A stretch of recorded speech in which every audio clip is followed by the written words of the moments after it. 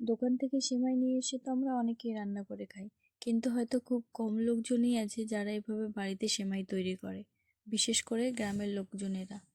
বাইরের দিকে তো এসব দেখতে পাওয়া যায় না, কিন্তু গ্রামের দিকে এখনও প্রায় বাড়িতেই সেমাই তৈরি করা হয়। আমরাও তো আর ব্যতিক্রম নই। হ্যালো এভরিওয়ান, আমি মিমি চলে এসেছি নতুন ব্লগ নিয়ে। ব্লগ না, এটা আমার ফার্স্ট ভিডিও হতে চলেছে। তো কেমন আছেন সবাই? কমেন্টে অবশ্যই বলবেন যে সবাই কেমন আছেন। তো দেখুন, এখানে মেশিন টেশিন সব সেট করে নেওয়া হয়েছে। এরপরে চলে এসেছি আটা মাখানো। তো আটাগুলো ঠিক এভাবে মাখিয়ে নিতে হবে, খুব যেন নরম না হয়, নরম হলে কিন্তু ভালো হবে না। একটু শক্ত শক্ত করে মাখাতে হবে, আর খুব যেন শক্তও না হয়, নাহলে কিন্তু মেশিন ভেঙে যাবে। তো যাই হোক, একটু মজাই করলাম।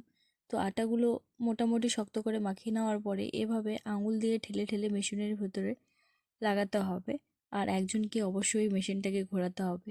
আর এই যে মেশিনটা দেখতে পাচ্ছ, এটা কিন্তু হচ্ছে কাঁসার মেশিন। তো এটা আমাদের এদিকে খুব কমই কিনতে পাওয়া যায়, বাইরে থেকে আনতে হয়। তো যাই হোক, এই যে এখানে কথা বলতে বলতে সেমাই বের হওয়া স্টার্ট হয়ে গেছে। ওই যে নিচের দিকে দেখতে পাচ্ছ ঝিরিঝিরি করে হালকা হালকা করে ছোট ছোট করে পড়ছে। এগুলোই একটু একটু একটু একটু করে বড় হয়ে যাবে। তো তোমরা দেখতেই পাচ্ছ কত সুন্দর করে এই সিমাইটা মোটামুটি বড় হয়ে যাওয়ার পর এটা কিন্তু আস্তে করে ছিঁড়ে নিতে হবে, দিয়ে রোদে শুকাতে দিতে হবে। তো যাই হোক, দেখতেই পাচ্ছ এটা ধীরে ধীরে নিচের দিকে যাচ্ছে। এই যে দেখতে পাচ্ছ অনেকটাই বড় হয়ে গেছে। তো এরপরে একটু হালকা হাতে আটা মাখিয়ে নিয়ে এটা আস্তে করে ছেড়ে নিতে হবে। এরপরের কাজ হচ্ছে এটাকে রোদে দেওয়া। তো এইভাবে ছড়িয়ে ছিটিয়ে একটু দেওয়ার চেষ্টা করতে হবে, তাহলে কিন্তু শুকানো বেশি সময় লাগবে না, তাড়াতাড়ি শুকিয়ে যাবে।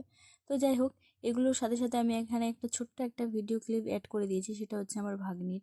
তো দেখতে পাচ্ছ বাচ্চা, তো ওইও মায়ের কাছ থেকে আটা নিয়ে শুরু করে দিয়েছে দুষ্টুমি করা। তো যাই হোক, ওরা তো করবেই, যেহেতু বয়সটা ছোট, আমরাও একসময় এরকম করেছি। তো তারপরে সিমাইগুলোকে এভাবে একটু হালকা করে ঝেড়ে ঝেড়ে দিতে হবে এপাশ ওপাশ করে, যাতে তাড়াতাড়ি শুকিয়ে যায়।